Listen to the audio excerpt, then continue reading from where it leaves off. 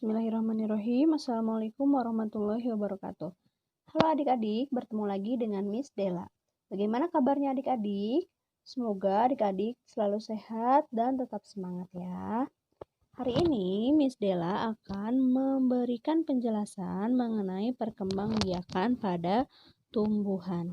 Nah, sebelumnya adik-adik pernah belajar belum tentang perkembangbiakan? Kalau belum, kita simak penjelasan berikut ini. Oke. Perkembangbiakan. Nah, sebelum kita ke perkembangbiakannya, apa saja sih sebetulnya yang berkembang biak? Yang berkembang biak itu adalah seluruh makhluk hidup. Makhluk hidup itu terdiri dari manusia, tumbuhan, dan juga hewan. Nah, yang kali ini akan kita pelajari adalah mengenai perkembangbiakan pada tumbuhan. Sudah siap adik-adik? Kita mulai ya. Perkembangbiakan itu punya manfaat. Manfaatnya yang pertama, agar tumbuhan tersebut tidak punah. Selanjutnya, agar tumbuhan tersebut bisa melestarikan jenisnya. Ya tadi ya, kalau misalkan jenisnya sudah habis di muka bumi akan punah. Jadi perkembangbiakan itu untuk melestarikan jenisnya. Yang selanjutnya untuk menambah populasi atau menambah jumlah tumbuhan tersebut ya. Nah, perkembangbiakan pada tumbuhan ini dibagi menjadi dua. Yang pertama ada perkembangbiakan generatif dan yang kedua adalah perkembangbiakan vegetatif. Hari ini kita akan belajar mengenai perkembangbiakan generatif pada tumbuhan. Nah, perkembangbiakan generatif atau kawin adalah perkembangbiakan pada tumbuhan untuk tumbuhan yang memiliki bunga. Jadi, cirinya itu tumbuhannya harus memiliki bunga supaya dia bisa berkembang biak secara generatif. Nah, bunga ini memiliki banyak bagian-bagian. Kita pelajari ya. Yang pertama, bagian dari bunga nih mau Miss kenalkan. Yang pertama ini adalah kepala sari. Kepala sari ini merupakan kepala dari benang sari. Apa itu benang sari? Benang sari ini adalah alat kelamin jantan pada bunga. Yang selanjutnya ada kepala putik. Nah, yang ini ya, yang lebih pendek dari kepala sari atau benang sari adalah kepala putik. Nah, yang ini namanya tangkai putik. Apa ya itu putik? Putik itu adalah alat kelamin betina pada bunga. Jadi adik-adik teman-teman harus ingat, benang sari itu adalah alat kelamin jantan, sedangkan putik itu adalah alat kelamin betina pada bunga ya. Kita lanjut. Di sini selanjutnya ada mahkota. Mahkota itu adalah bagian bunga yang biasanya berwarna-warni ya.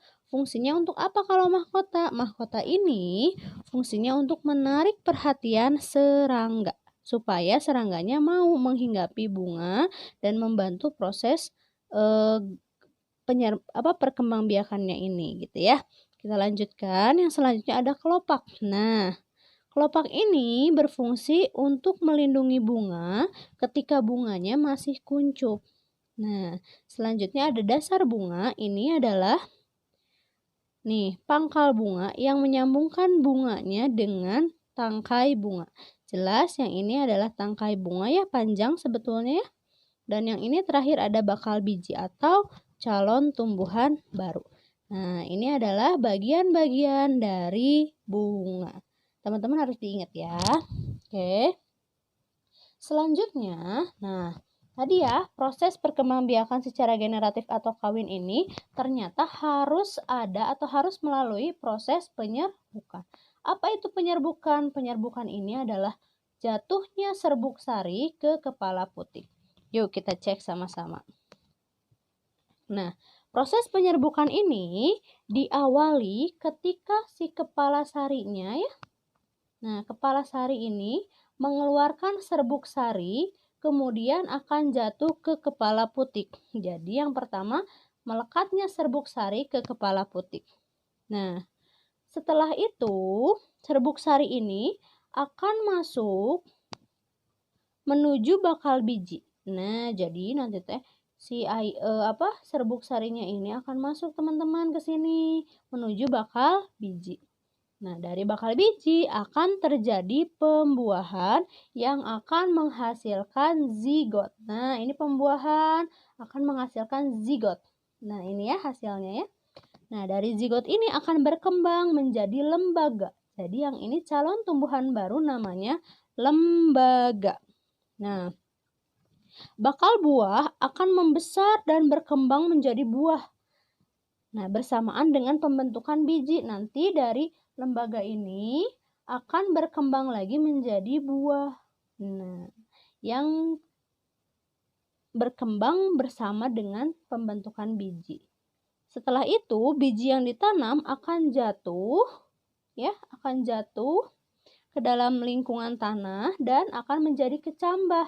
Kecambah ini yang akan menjadi calon atau menjadi tumbuhan baru. Gitu ya teman-teman prosesnya. Jadi, Miss ulang yang pertama, serbuk sari jatuh ke kepala putik, masuk ke dalam apa tadi ini?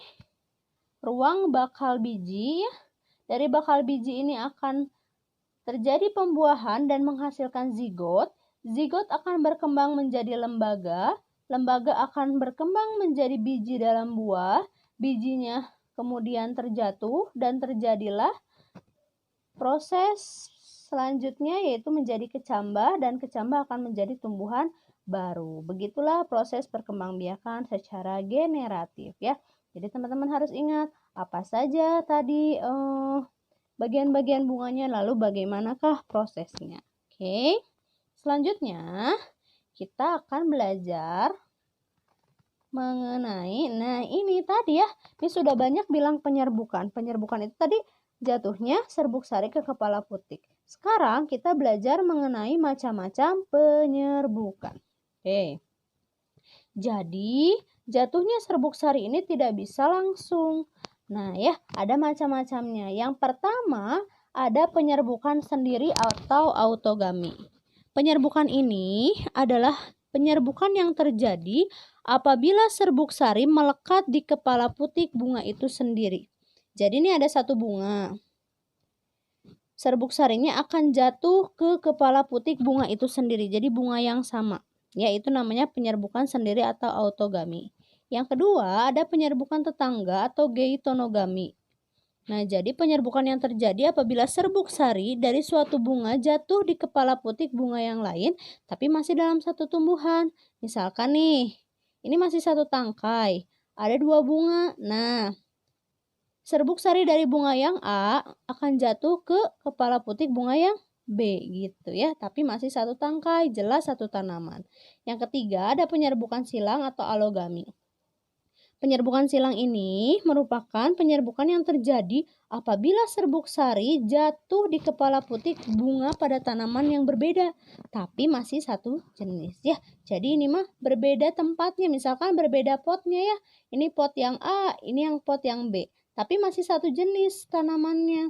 Nah, serbuk sari dari bunga yang satu akan menempel di putik bunga yang lainnya ya, kayak gitu. Itu namanya penyerbukan silang.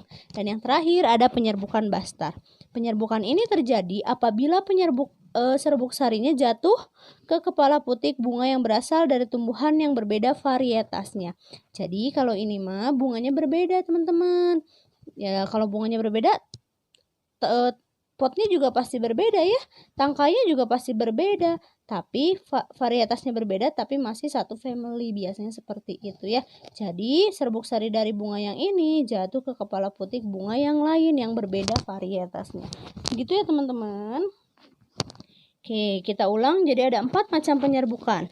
Yang pertama, penyerbukan sendiri atau autogami, penyerbukan tetangga atau geitonogami, penyerbukan silang atau alogami, dan penyerbukan bastar gitu ya. Selanjutnya,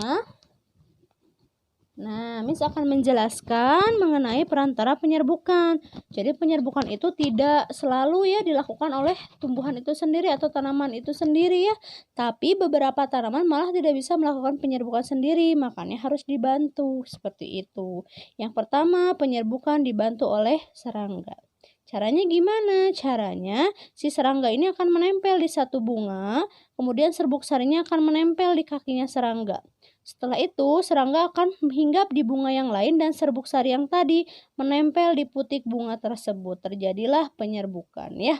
Nah, ciri-ciri bunga atau ciri-ciri tanaman yang penyerbukannya dibantu serangga, yang pertama, memiliki mahkota yang mencolok. Kemudian, bunganya atau tanamannya berbau khas, memiliki kelenjar madu dan kepala putik agak tersembunyi gitu ya. Yang selanjutnya, penyerbukan dibantu oleh manusia. Nah, bagaimana caranya? Ini dengan alat bisa diambil serbuk sarinya kemudian ditempelkan ke putiknya seperti itu ya.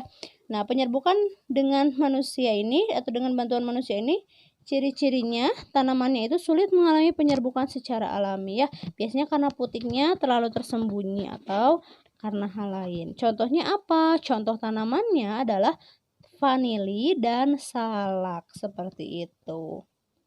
Kita lanjutkan. Yang ketiga, penyerbukan dibantu oleh angin. Kalau ini angin yang bertiup, nah akan membawa terbang serbuk sari, kemudian serbuk sari yang tertiup angin akan menempel di putik tanaman yang lainnya seperti itu. Cirinya apa? Cirinya mahkotanya itu tidak berwarna dan berukuran kecil. Serbuk sarinya ringan, kering, banyak, tidak berbau, tidak memiliki kelenjar madu, dan kepala putik terjulur keluar. Contoh tanamannya ada padi, jagung, dan rumput. Yang selanjutnya adalah penyerbukan dibantu dengan air. Nah, ciri-cirinya ya jelas harus tumbuhan air ya. Contohnya hydrilla. Oke, seperti itu teman-teman. Jadi penyerbukan itu tidak selalu dilakukan sendiri oleh tanaman, tapi bisa juga dibantu. Ada yang dibantu dengan apa tadi? Serangga. Ada yang dibantu oleh manusia. Ada yang dibantu oleh angin dan juga oleh air ya. Jadi hari ini kita sudah belajar mengenai penyerbukan atau perkembangbiakan generatif pada tumbuhan ya. Nah, semoga teman-teman bisa mencari lagi lebih banyak contoh tumbuhan-tumbuhannya. Dan juga nanti kita bisa melihat tumbuhan apa saja yang bisa perkembangbiakannya secara generatif. Baik teman-teman, mungkin penjelasan hari ini sampai di sini dulu. Semoga ilmunya bermanfaat. Miss mau teman-teman tetap semangat belajarnya dan tetap menjaga kesehatan. Terima kasih. Wassalamualaikum warahmatullahi wabarakatuh.